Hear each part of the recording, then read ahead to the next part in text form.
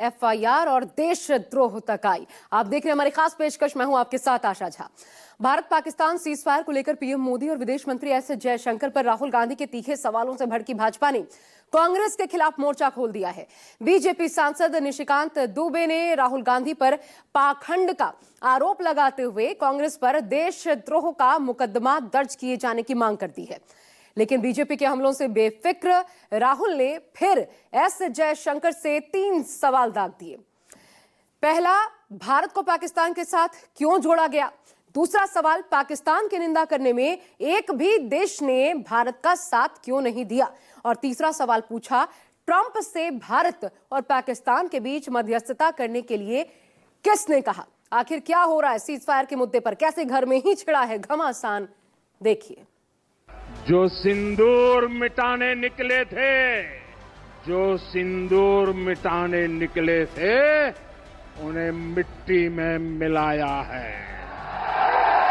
लेकिन जब तक इन 4 दुर्दांत आतंकवादियों की हत्या नहीं की जाती है, जब तक ये मौत के घाट नहीं उतारे जाते हैं, जब तक इनको सबक नहीं सिखाया जाता है और नजीर नहीं पेश की जाती है, तब तक शहीद परिवारों को न्याय नहीं मिलेगा। दुनिया ने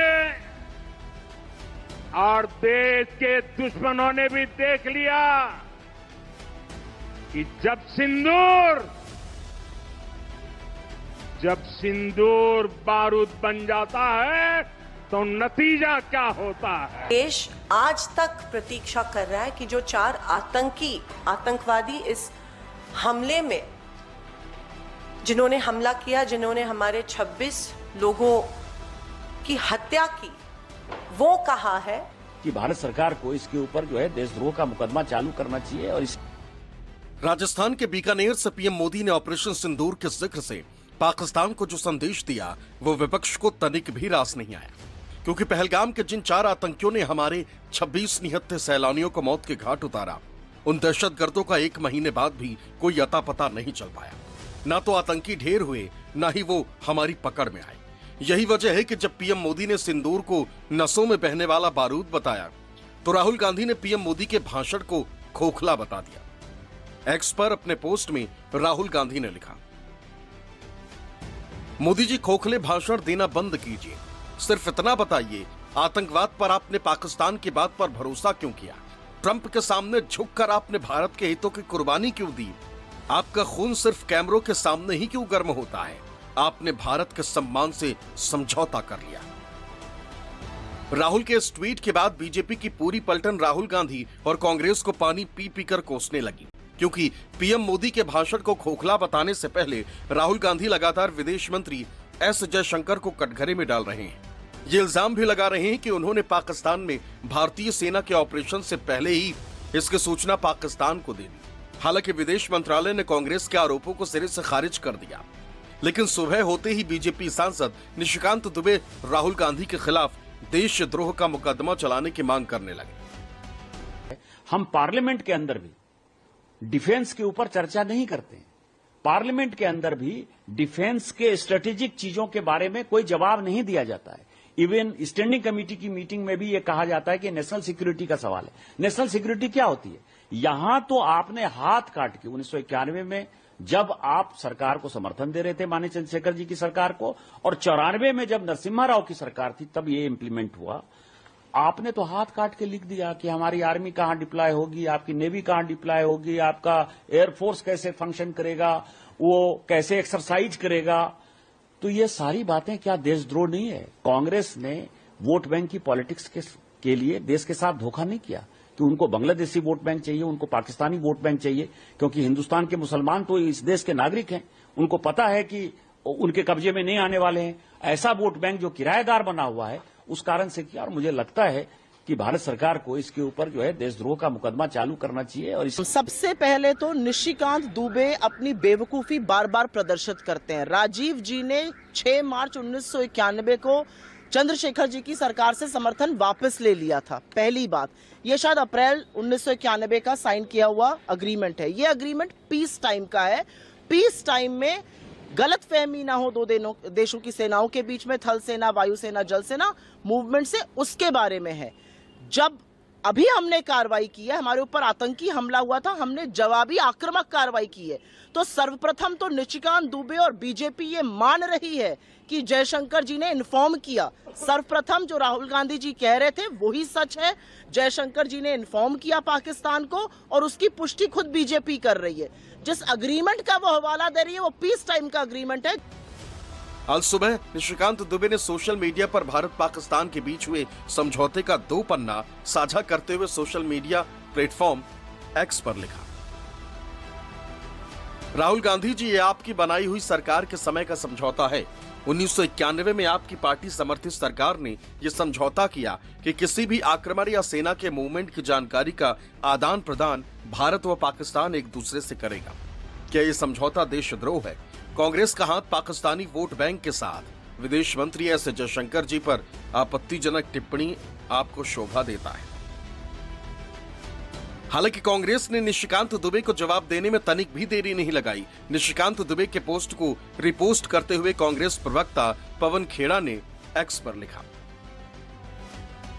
इस व्यक्ति की जानकारी दुरुस्त कर दें कि कांग्रेस पार्टी ने चंद्रशेखर सरकार से समर्थन फरवरी 1991 में ही वापस ले लिया था। 10वीं लोकसभा के चुनाव घोषित हो चुके थे। आगे की जानकारी के लिए ये अपनी पार्टी के साथ ही सांसद नीरज शेखर से संपर्क कर सकते हैं। मीडिया के सामने भी निशिकांत दुबे ने राहुल गांधी और कांग्रेस के रुख की आलोचना की, लेकिन कांग्रेस ने दावा किया कि अपने पोस्ट के जरिए निशिकांत दुबे ने भी ये कबूल कर लिया है कि राहुल गांधी जो सवाल उठा रहे थे वो वाजिब थे। लिहाजा अब सरकार को सब कुछ साफ करने के लिए जल्द से जल्द संसद का विशेष सत्र बुलाना चाहिए। सवाल ये हमारी सरकार और आपकी सरकार का नहीं है। सवाल ये है कि 1947 से पाकिस्तान को हम आतंकी राष्ट्र मानते हैं।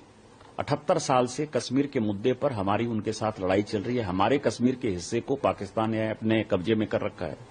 उसके बाद जो आप कंसेशन देते रहे, 1950 में नेहरू लियाकत समझौता हो, 1960 का सिंधु जल समझौता हुआ, 1975 का शिमला एग्रीमेंट हुआ। इनकी बात पे स्पष्ट रूप से ये साबित होते जा रहे हैं कि राहुल गांधी जी जो सवाल उठाई थी वो बिल्कुल वाजिब, और ये जो सवाल राहुल गांधी उठाई थी वो सच।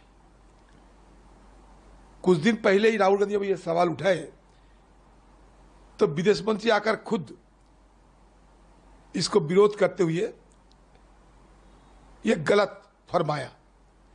लेकिन अब उनकी पार्टी के दूसरे नेता कह रहे हैं, उनकी बातों पर अगर आए तो सीधे से जयशंकर जी साहब की जो तर्क उनको ही खारिज करते जा रहे हैं। तो इसमें यह स्पष्ट रूप से साबित होते हैं कि राहुल गांधी जी की शिकायत 100 में 100 सच ही थे।